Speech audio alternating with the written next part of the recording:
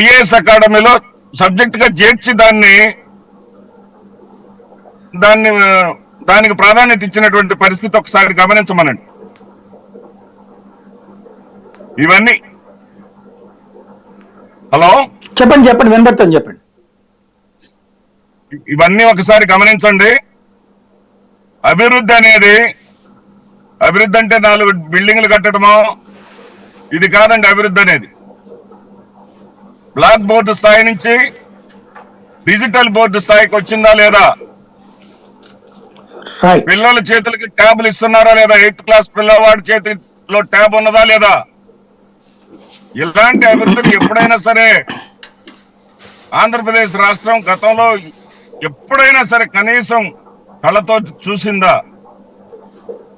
ఇక మీరు ఒక ప్రశ్న వేశారు ఏంటంటే సంక్షేమము లేదు, అదే సంక్షేమమా,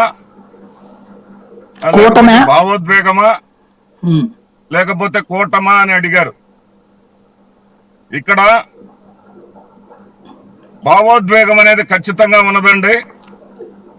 ఆ భావోద్వేగం ఏంటంటే జగన్మోహన్ రెడ్డి గారిని విధానపరంగా ఎదుర్కోలేక, జగన్మోహన్ రెడ్డి గారిని ప్రజాక్షేత్రంలో ఎదుర్కోలేక ఇప్పటికి కూడా సోదరుడు రామకృష్ణ, చెల్లి సునీత, ఇంకో చెల్లి షర్మిల, వాళ్ళ వల్ల మాకేదో మేలు జరిగింది, వాళ్ళ వల్ల మేమేదో గెలుస్తాము, వాళ్ళ వల్ల మేమేదో పుంజుకుంటాము అని దిగజారుడు తనంలో ఉన్నారే, అది జగన్మోహన్ రెడ్డి గారికి ప్రజల్లో ఉన్నటువంటి క్రేజ్. జగన్మోహన్ రెడ్డి గారిని వీళ్ళు నేరుగా ఎదుర్కోలేక ముందు జనసేన మేము కలిస్తే చాలని చెప్పేసి అనుకున్నారు. జనసేన వీళ్ళిద్దరు కలిసినా కానీ జగన్మోహన్ రెడ్డి గారిని ఎదుర్కోలేరు అనేటటువంటి ఆలోచనలోకి వచ్చిన తర్వాత ఏదన్నా వ్యవస్థలను కూడా గుప్పెట్లో పెట్టుకోవచ్చేమో. ఈ మధ్య చూసాం ఐఏఎస్ IPS వాళ్ళని మార్చేయటం, వాళ్ళకి అనుకూలమైన వాళ్ళని వేసుకోవటం జరిగింది. ఎంతమంది అనుకూలమైన వాళ్ళని వేసుకున్నా ఏమి చేసుకున్నా ప్రజల హృదయాల్లో జగన్మోహన్ రెడ్డి గారి స్థానం పదిలం.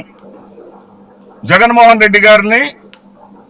రెడ్డి గారికి ప్రత్యామ్నాయం ఈ రాష్ట్రంలో లేనే లేదు. ఇక మీరు మార్పులు చేర్పులు ఉంటాయా అని చెప్పేసి అడిగారు. మా పార్టీకి సంబంధించి నా దగ్గర ఉన్నటువంటి సమాచారం ప్రకారం పెద్దగా ఏమీ ఉండకపోవచ్చు. ఏదైనా 1 అరా